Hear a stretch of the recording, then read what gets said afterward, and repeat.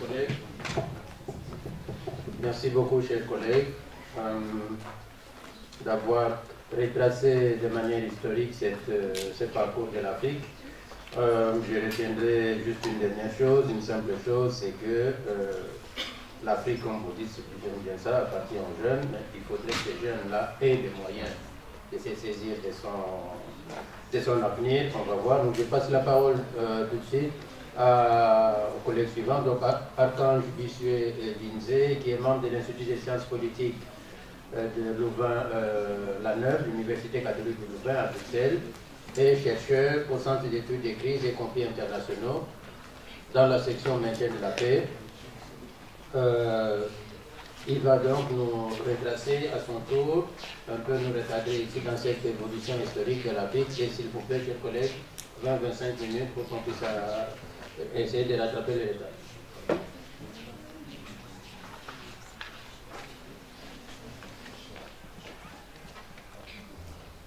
Merci.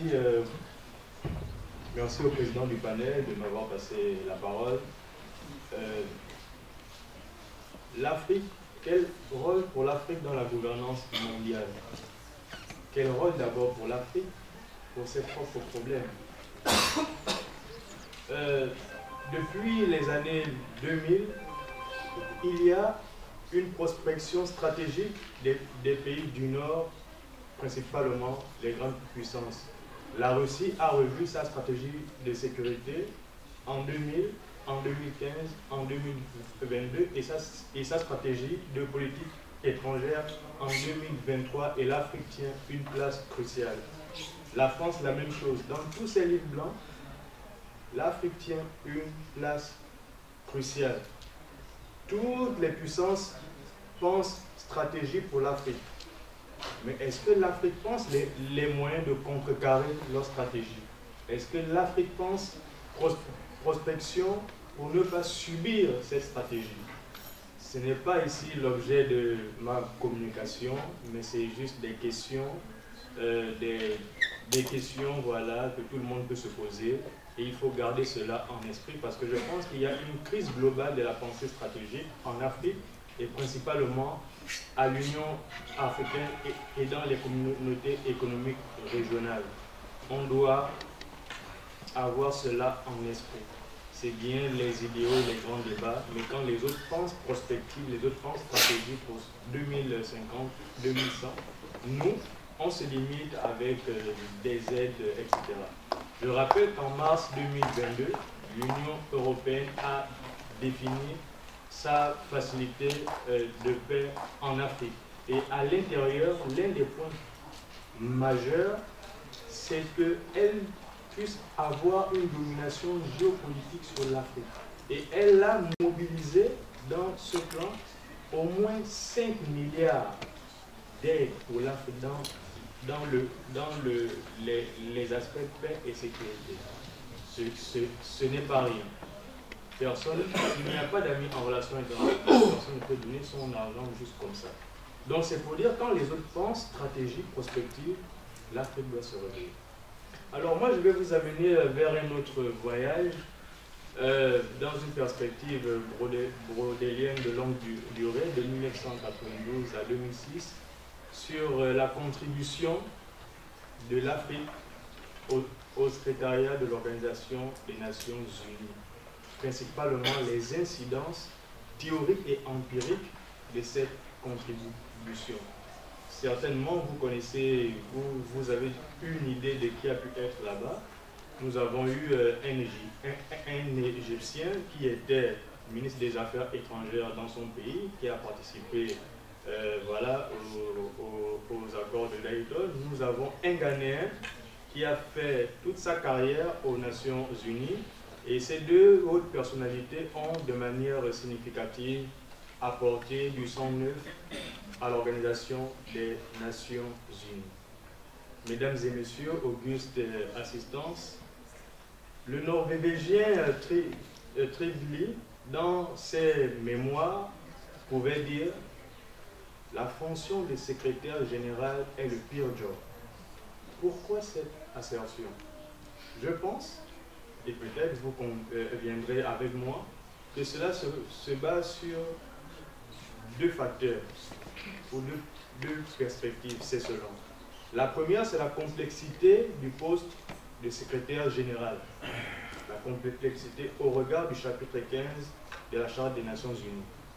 S'il est vrai qu'il est nommé par l'Assemblée générale sur recommandation du Conseil de sécurité, il faut souligner quand même que c'est la plus haute personnalité de l'organisation qui a un pouvoir de nomination du personnel. Le secrétaire général est aussi un peu comme une sentinelle parce qu'il peut attirer l'attention du Conseil de sécurité sur tout problème qui peut remettre en cause la paix et la sécurité internationale. La seconde raison, selon moi, qui peut soutenir l'affirmation de Trevili, le premier secrétaire général des Nations Unies, c'est la conception que les États membres ont de cette fonction. D'une part, ils estiment que le secrétaire général est un exécutant. D'autre part, et c'est Boudros Ghali qui nous éclaire à ce sujet, il estime dans l'un de ces articles que les États veulent un secrétaire général à la fois effacé et entreprenant, à la fois soumis et dynamique, à la fois discipliné et imaginatif. Donc nous sommes presque dans les contraires. Et en cela, il doit faire montre des capacités d'entraînement de l'organisation et des États, selon l'expression des professeurs Guillaume Devin et Delphine Placidic. Mesdames et messieurs, je vais commencer par Boudros Ghali pour terminer par Kofi Annan en escamotant bien sûr leur challenge difficultueux qu'on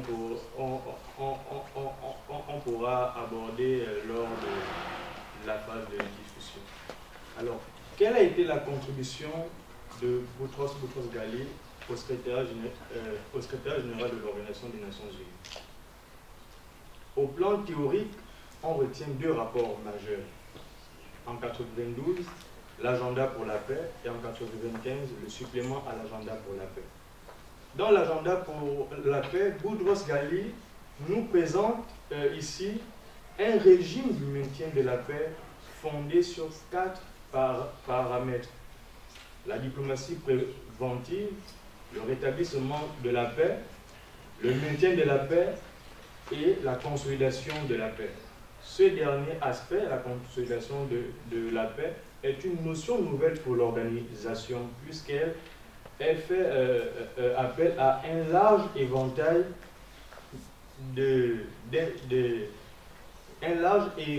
d'actions que l'organisation doit mener sur le terrain. C'est l'exemple du DDR, désarmement, démobilisation, réinsertion. C'est l'exemple de la réforme du secteur de la sécurité. Et dans le supplément à l'agenda pour la paix, nous avons ici une conceptualisation des opérations de maintien de la paix multifonctionnelles, ce qu'on connaît aujourd'hui les OMP intégrés.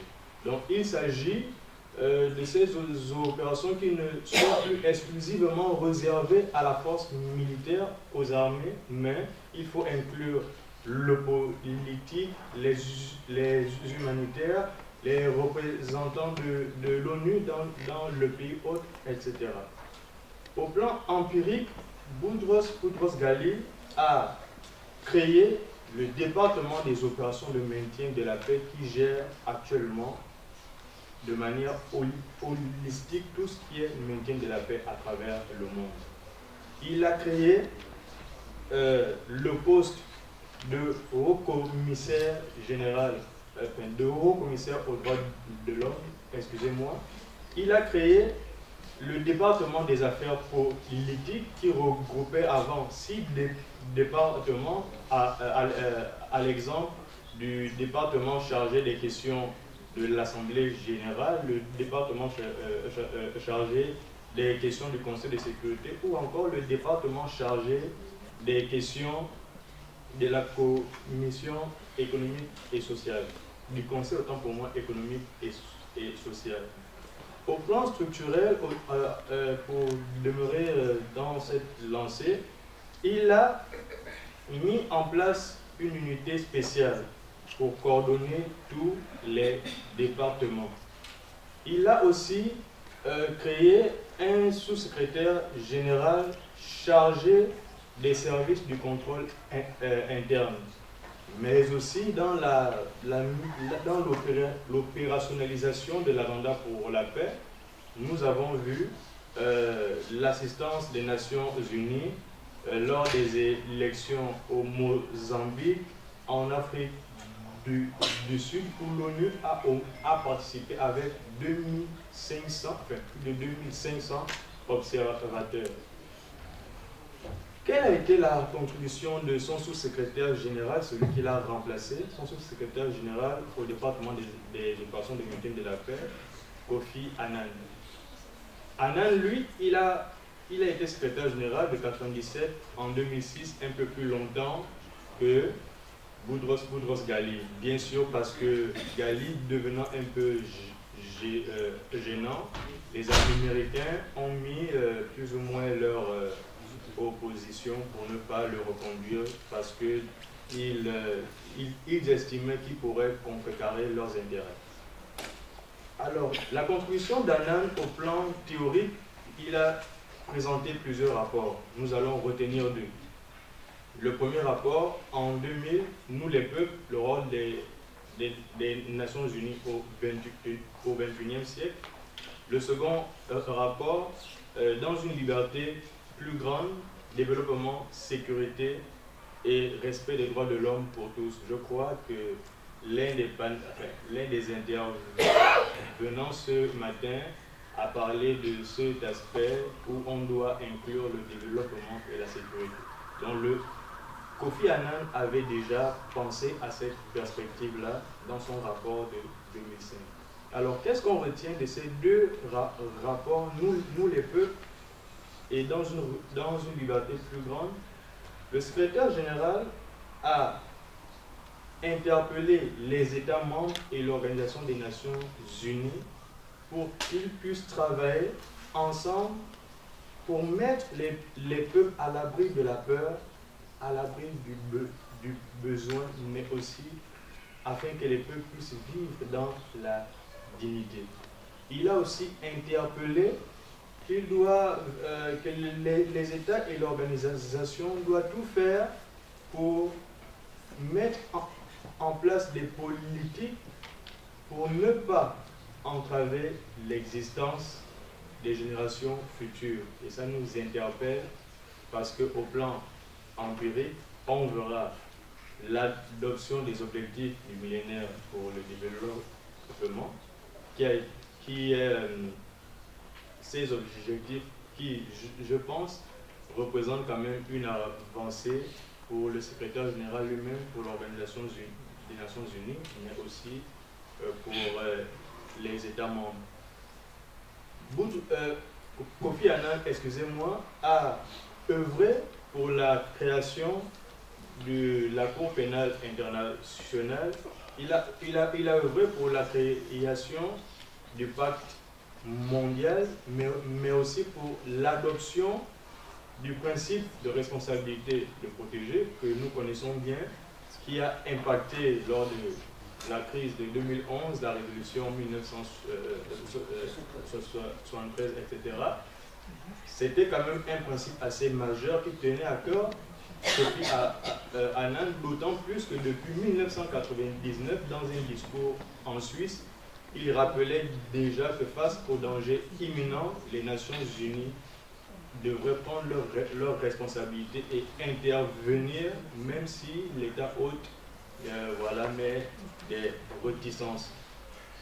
Alors, dans sa dynamique de réforme tranquille, parce que son rapport de 1997, il a mentionné qu'il souhaiterait entreprendre des réformes tranquilles.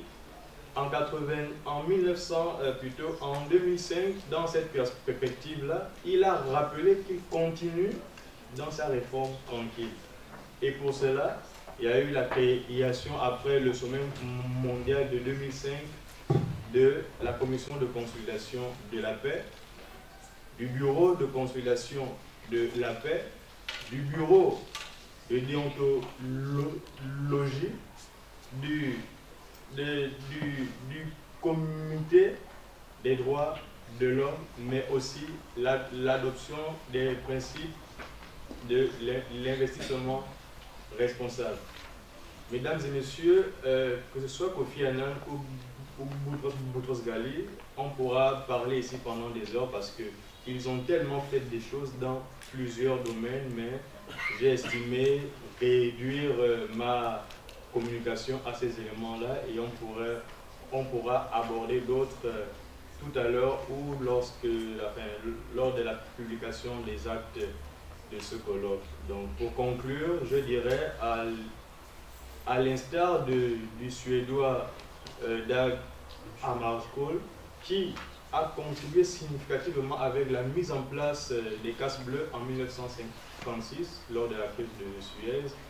Je pense, et plusieurs analystes le disent, Boutros Ghali et Kofi Annan ont contribué au plus haut point au secrétaire général des Nations Unies et ils ont valablement représenté l'Afrique. Je vous remercie.